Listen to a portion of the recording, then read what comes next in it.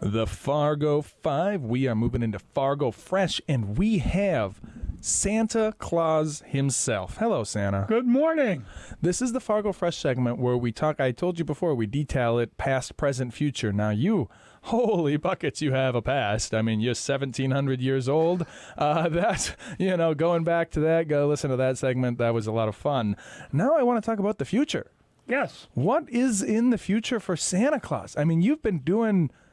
Gosh, I mean, we could say it's the same thing for 1,700 years, but boy, it probably has changed quite a bit since, with the advent of light bulbs and everything, right? Like that's... Well, I don't care what time of the planet you're on, there's always a new technology. I mean, even going back as far as when I was a boy, there were new things coming along all the time. Yeah. Transportation. I mean, look what the Romans did with building their cities. Yep. And the roads. And then after that, we had the Babylonians who just outdid themselves in building, and every era has its outstanding features. And almost all of it is helpful to mankind. And I appreciate it. It has made my job trickier sometimes. I really love the fact that some of the children out there really like to catch me, so to speak. I'm going to leave my camera set up, and they don't realize how fast I'm moving when I come through. I do remind children that one of the things they can do to give their parents something for Christmas is to just pick up their toys when they're done. I've had more than my share of stepping on Legos. Oh, no. Thankfully, I have heavy boots, so it's not a problem. I can't imagine what the parents go through when they step on them barefoot. There's nothing worse than stepping on a Lego, that's for sure. Toys in the dark. Pick up your toys, kids. But they're wonderful toys. I mean, they're great for developing intellect. Yeah. Legos imagination. Yeah. No, I'm a big Lego guy. Although I used to always just play with the figurines. Yeah. I would make different characters, and then I would put them into a tournament. I'd make them fight each other. That was my. So what is in your future as far as like what is changing in the life and in the world of Santa Claus year to year? Do you see things changing? Have you been giving away Bitcoin recently? Do you plan on utilizing AI in the future some way or somehow? Do you have plans? Well, one of the things I try to imbue, no matter what I'm doing or who I'm talking to or dealing with, is just to be honest. Okay.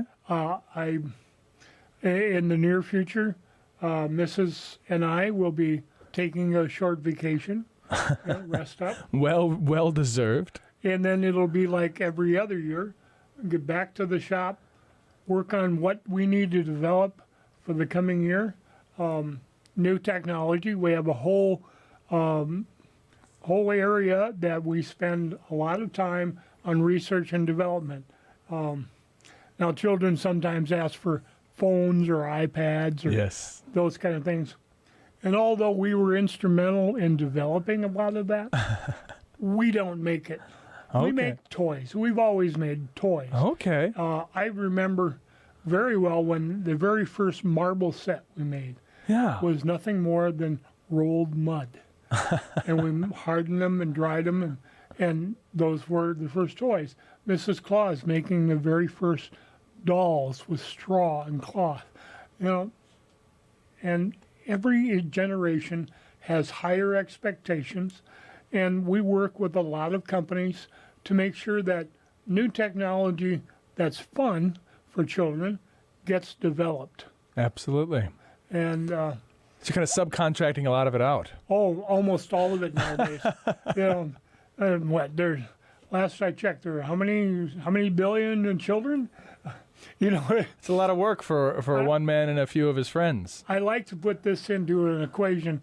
Last year, they, by my team, collected information and came to the conclusion that if I had just one cookie at each of my stops, I would have eaten 250,000 pounds of cookie in one night. That's a lot of cookie.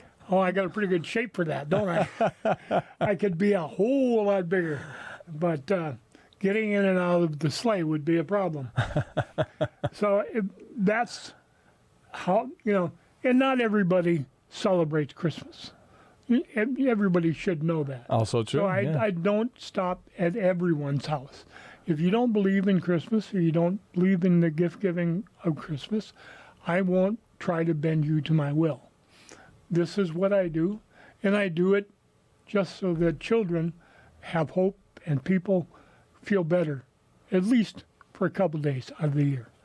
Well, that is all the time for hope we have in this segment. We are going to move into Fargo Frequently Asked Questions, so don't go nowhere.